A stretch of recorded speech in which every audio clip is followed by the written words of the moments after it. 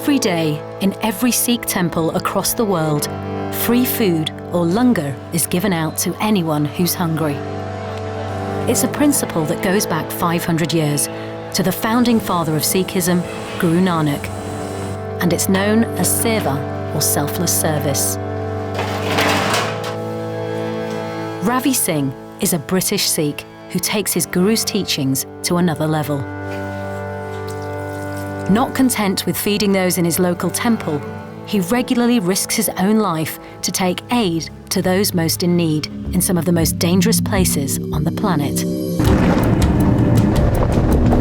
When we work in this region, we have to be very fast. You can't stay in one place too long. It attracts the wrong attention. In this film, to mark the birthday of Guru Nanak, we follow Ravi as he makes the extraordinary journey to northern Iraq on the eve of the battle to retake the ISIS stronghold of Mosul. We're like in a live conflict zone.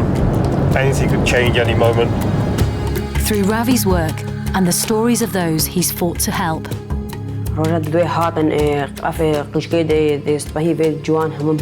اليوم سوق السبايا اليوم سوق وما ملكت ايمانك قضيت زانني قضيت كيبلا المدان والغرفة كريم وكاچا مش موجود كريم. We'll reveal why he puts his life on the line for the Sikh teachings at the heart of his faith.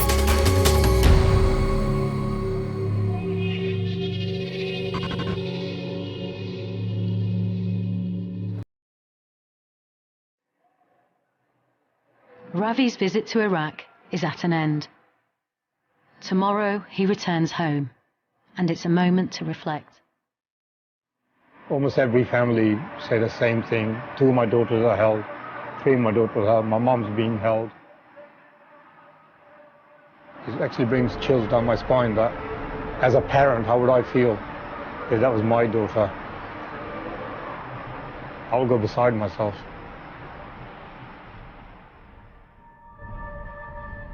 But no matter how dark the suffering he's seen, Ravi still believes it's possible to start again.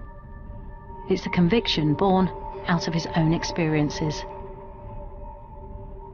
Sometimes there's a reawakening of the soul, but it takes something to reawaken you. And in the mid-90s, I discovered my childhood friend in the village, Channi, was brutally tortured by the police in India in 1989 and killed through torture. It's a moment that led Ravi to re-embrace the religion of his childhood and become a living testament to the Sikh ideal of selfless service in the world. Doesn't matter where you come from, we can all change. We can all change our lives. You don't have to stay where you are.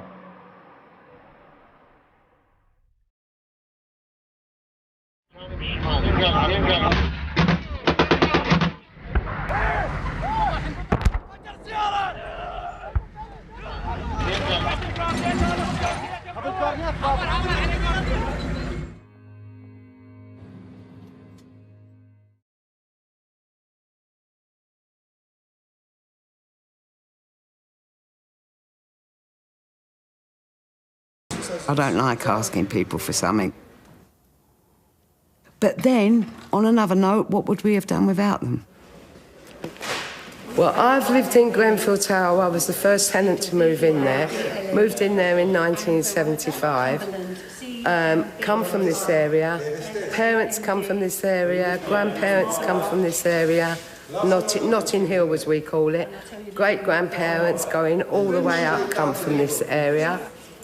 My 2 grandchildren were born while I was in Grenfell. Everything, my whole life was in that flat. Oh, it's an absolute, it's a horror story.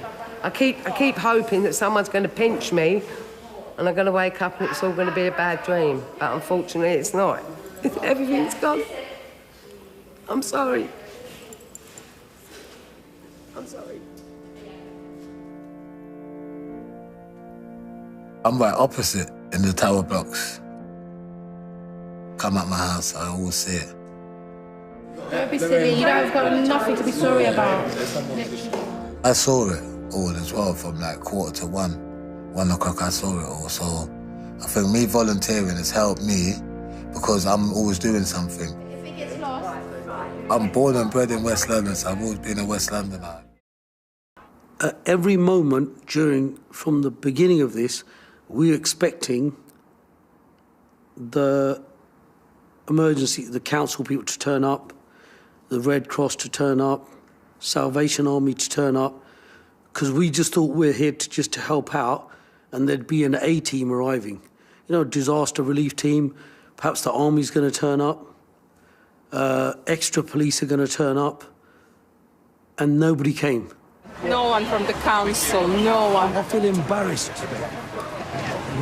Where is everybody? Yeah, if you want to get 1 or 2 volunteers in each car, because a lot of the survivors have gone into hotels. Doors opening. Room 127.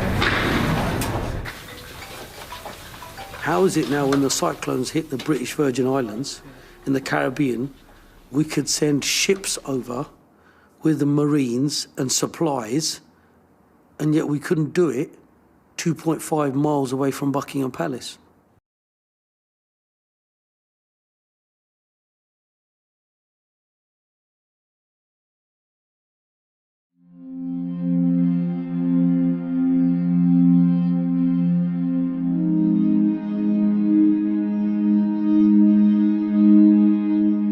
I was woken up about 4 o'clock in the morning that there's a fire at Grenfell and that my sister might be in trouble.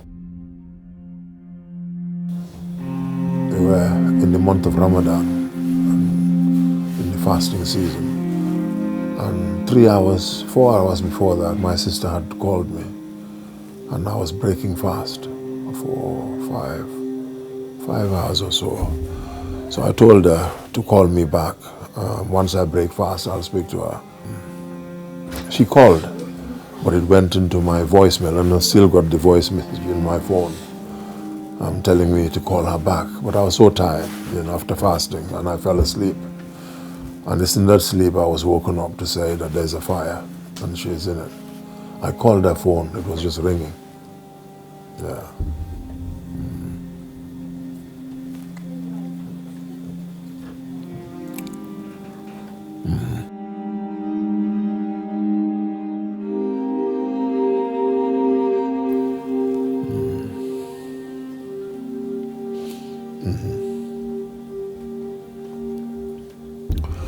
Yeah, I called her phone, it was just ringing, and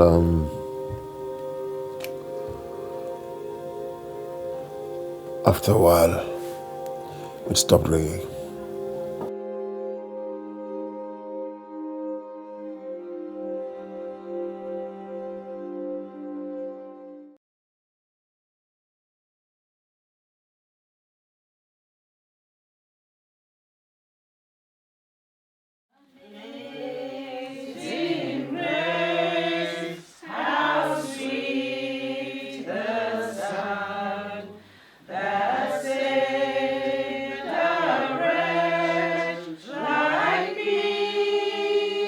When the news hit me, it was like my body was on fire because I wasn't me. I really wasn't me. The anger you feel wasn't myself. So it took me physically 2 weeks to prepare myself mentally to go down there because, as I said, the anger I had, I don't think I would have been able to control. And I think I'd have been arrested because I don't know, it wasn't myself. It was insanity. What happened? There's a thin line between sanity and insanity, and I think I was on that border. Those good times can't come again. The birthdays, the Christmases, Shan has it affect the family. She was there for everyone. So Christmas, none of these things are going to be the same. And mortal life shall cease. This will never be forgotten about. The fire of London is nothing compared to Grenfell. This is just our times. America, they've got their twin towers. This is us, this is our people. These are people. My lasting memory of Mary is her smile, which was worth $1 million. turned out rest in peace. We won't forget her, and I pray for justice does come soon.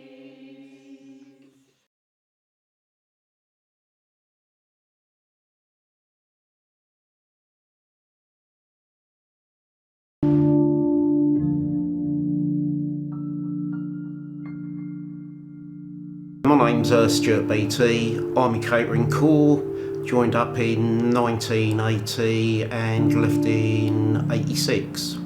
Best years of my life. Worst thing I ever did was come out the army. You find it hard. It's a struggle when you come out.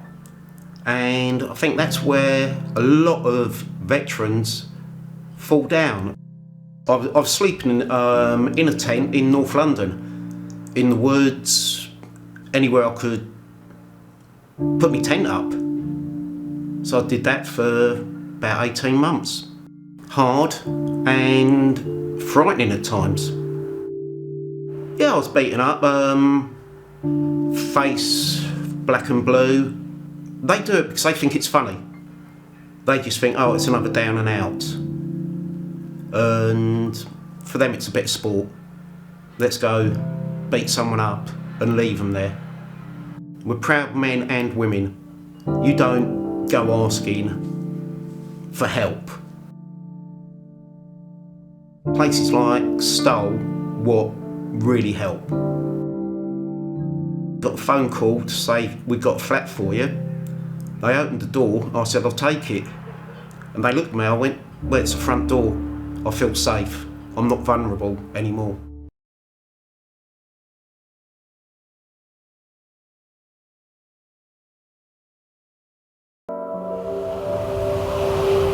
And that's really strong. When you have a bit of white injected, it goes like right round the body, fast. Cassie's tried to give up drugs before. She's failed every time. But can a radical treatment on the other side of the world finally get her clean? Watch your head coming in. For God's sake, how many times are you going to say that? Yeah, that written up? You get some tills up. I'm trying. Cassie's boyfriend Paul is also a heroin addict. Stinks. It's not cooked up properly, is it? That's the best I'm going to get at the moment. Cassie has been an addict since she was 15, but her problems didn't start there.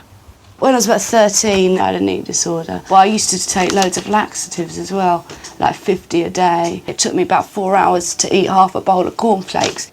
My arms are all messed up and what have you, and because I used to cut my arms when I was younger, and I just did it with bits of glass or whatever. And the thing is that people think, oh, that must hurt. It doesn't hurt at all. It doesn't. You just, when you do it, you feel like, it sounds cliche, but a sense of relief. You just feel a little bit better, and you feel a sense of release. At just 15 years old, damaged and depressed, she ran away from home and spent a year on the streets. It was here she discovered heroin. Cassie's parents have helped her into numerous detoxes and rehabs. They all failed. Now she spends her days with Paul, using drugs on Wasteland or at his London bedsit. There's no question in my mind mentally ready to give up drugs. It's just the sickness that I'm worried about. That's what it is.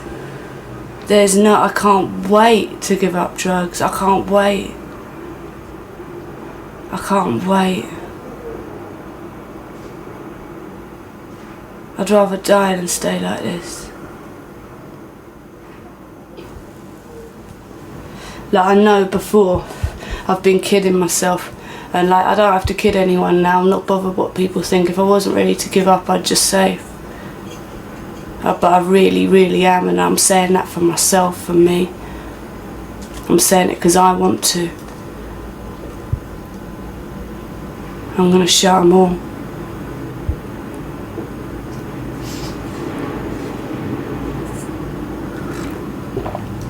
Show them all. How you feeling?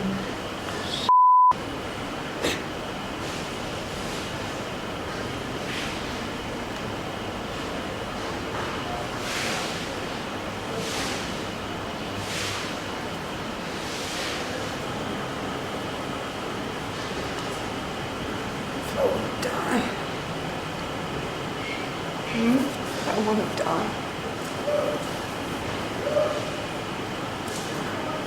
Yeah, it's just exhausting, do you know what I mean? I think that's what it is. It's exhausting.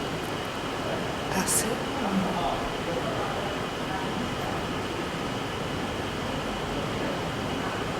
It's just tiredness of all of this, you know. I don't want to go home because I've got nothing to go home to. Where you going? Freezing. I just feel like I'm going to throw up as well.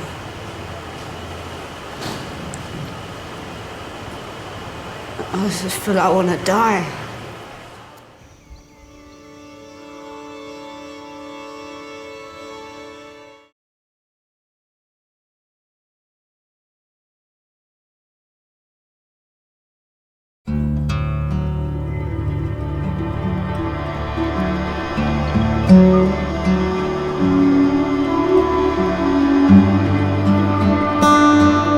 When I entered my teenage years, that's when the kind of turmoil started about, God, how can I be from a Muslim background, an Asian background,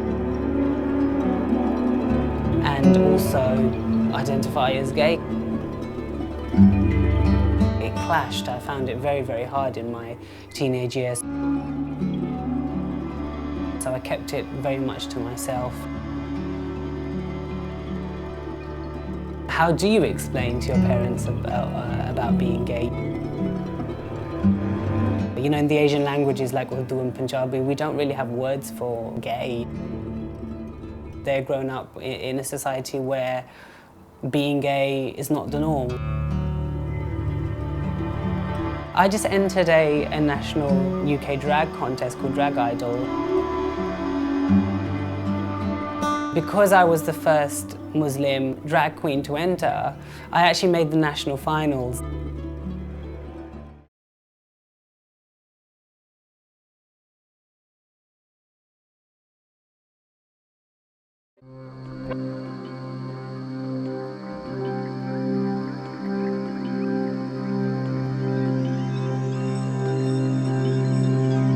This is an industrial dumping site.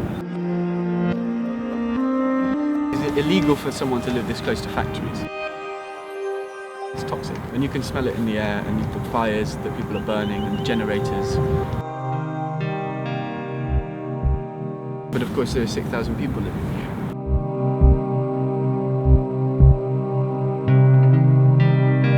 You can't let people die here. You just can't do that.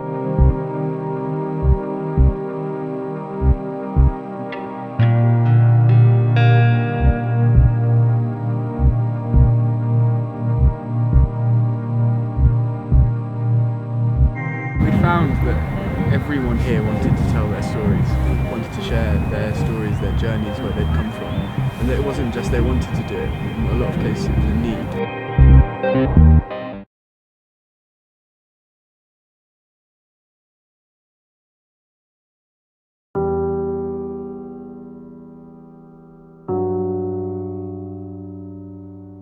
10 years ago, I was diagnosed with bipolar, which is a mood disorder where my moods were going so high or too low, so that there's never really any balance.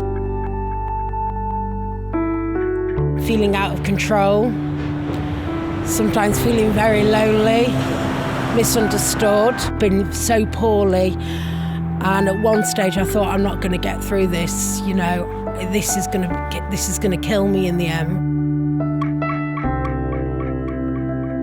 I first started in Kim about 8 years ago when I heard about it off my community psychiatric nurse, and she asked me if I'd like to go along to a group and see how I got on. I found Kim so helpful. They really concentrated on the individual person. The minute I walked in, every single person introduced themselves to me and made me feel welcome. And I knew straight away that I was part of something special.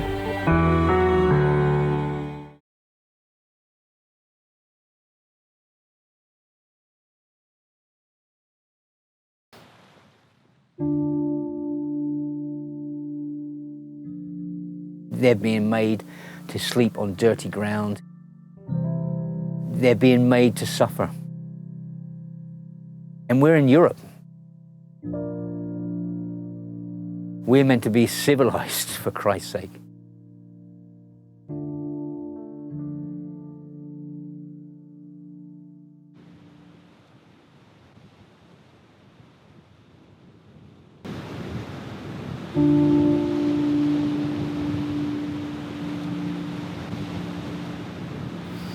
They really are frightened. They think they're going to die all the way across.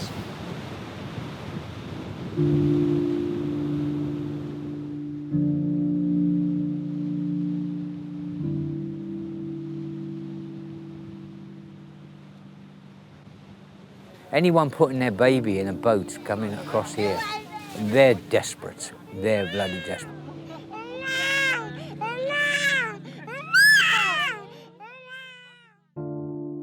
جينا على أساسنا نطلع بالبلم.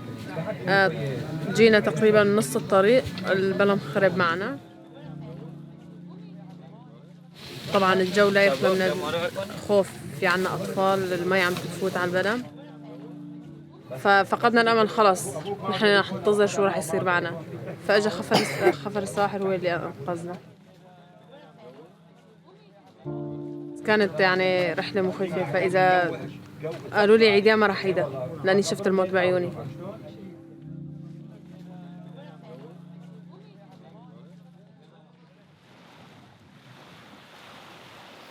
This is only the tip of the iceberg.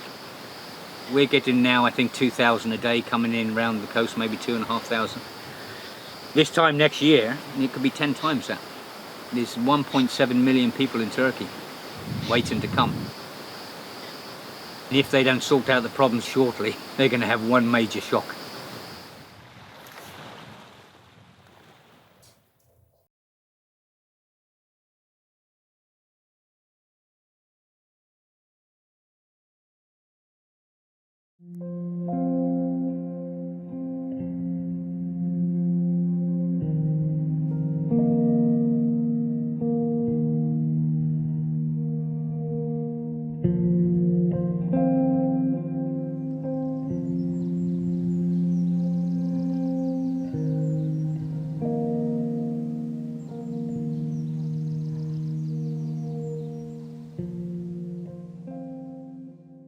ومن دمشق.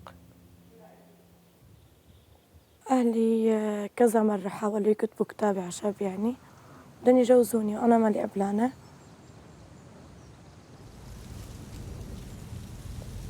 هلا أول شي كان لما يجي حدا أو إنه يجي حدا بده يخطبني وأنا أحكي لا، ممنوع أطلع، ممنوع فوت، ممنوع أروح على شغلي، ممنوع أخذ تليفوني ولا أحكي مع حدا، انحبس انضغط لحتى أحكي. وأخي كان عنده يعني نوعا ما أخي كل شي عنده بالضرب.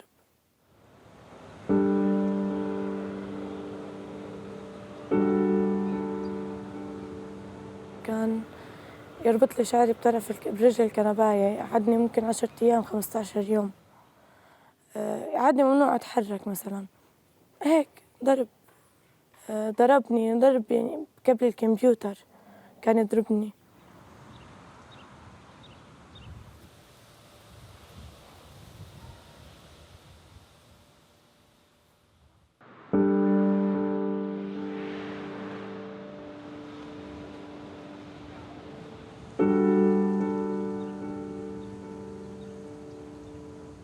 قبل هلا لما طلعت ولجأت لحماية الأسرة بالأردن رجع أخي جابني. يعني ما عندي استعداد أرجع ضل بالأردن ويرجع يجيبني، وقتها ممكن أنذبح. أخذت القرار إنه بدي أطلع برا الأردن. كنت عرفانة إنه بدي أوصل وبدي أشتغل، يعني دغري ما في أول ما وصلت بدي أشتغل وبدي أدرس. بدي أكبر عشان إذا أهلي بيوم من الأيام رجعت اجتمعت معهم يكونوا فخورين، وقتها يعترفوا إنه بنتنا عملت شيء. بالمستقبل بس يشوفني كبرت ويشوف أخته صارت شيء منيح بالمجتمع، وقتها يقول هي أختي. بس وقت هو بده يقول بده يكون خسرني، وقت أنا بدي أقول لهم لا هذا مو أخي. كان شعور رائع لما ركبت بالطيارة، خلص كل شيء راح، كل شيء انتهى وهلا بلشت حياة جديدة.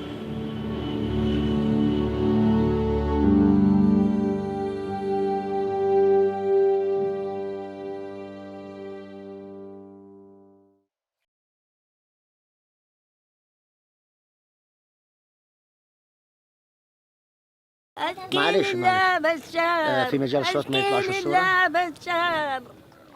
women of Syria weep for lost sons.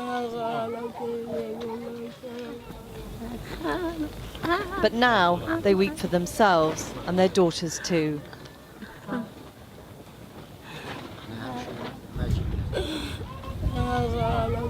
They fled here in search of safety and shelter, yet find themselves exposed to exploitation and abuse. On a dusty plain in the desert, the Zaatari refugee camp in Jordan is home to 100,000 people and grows bigger every day. But deep within the camp, there's no sanctuary for the women, just fear. Many left husbands, brothers and sons behind. Now they're preyed on by men, roaming free in a lawless place. مش خوف، رعب، حياة رعب عشت بالخيمة، ولا كل الناس نايمة إلا أني ما أقدر أنام، لأذان الفجر أضل. And this is what they're afraid of.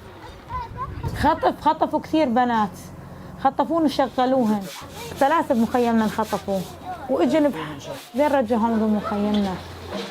الشباب اللي أرادنا بيجوا بيتحرشوا بالسوريات من 7 ل6 سنين، بدهم يخطفوهن ويطلعوهن لبرا، فحتى الطفل اللي قد هاي عم بتحرشوها.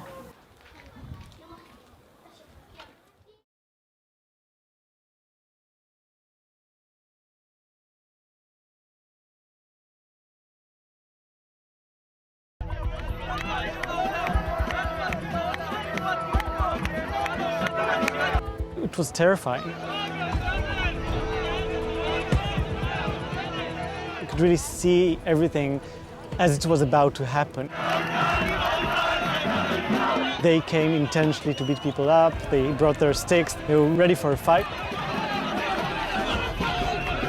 So it was clear that we were in more danger from the right-wingers than there was from the incoming rockets. Even if you survived demonstration, you would have people following you after it. You have nowhere to go, you have nowhere to run, because if you run, they start chasing you, and people were chased down the streets. And it ended up that evening with one demonstrator from the anti-war camp hospitalized and several others wounded.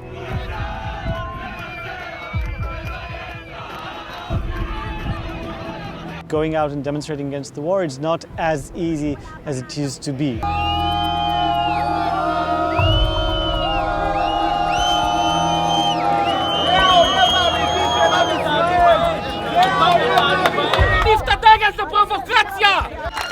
My name is Sharron Ward, and I'm a spokesman for organizations called Alliance. This is the most democratic country in the world. We believe in the freedom of speech. If you believe that we're doing something you're wrong, give you the right to speak. כשאת קוראת באתר חמאס, את קוראת באתר חמאס, לחמאס להטיל מצור על ישראל, זאת בגידה! The lion is the symbol of unity in the Jewish religion, and this is why we are the lions. Show me another country that in the time of war allows any voice that wants to be heard, demonstrate. Show me another country in the world that won't throw you in jail for what you're demonstrating. If people say that we are violating human rights, this is the proper definition of treason. Because they go against the army, against the military, against our own right to defend ourselves.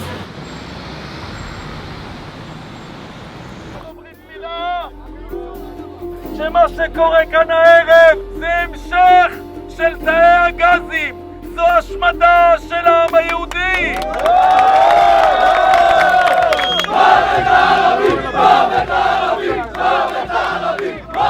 But this is why the Lions are not apart with Nava, not working together. They are far, far right. The right in Israel, extreme right, is the best in the world. You do nothing! You do nothing! You do nothing! They say they call the girl to be protected. That's an excuse. It's a racist group of people that want the Jewish race to become like the Germans in the Third Reich. That's exactly the state of mind.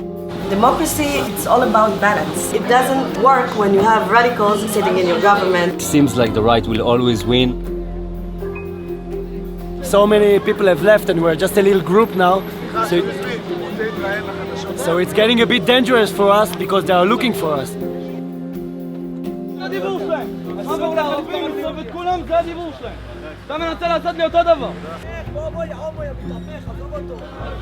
Seriously feel Israel is going down the drain in so many words, so many senses.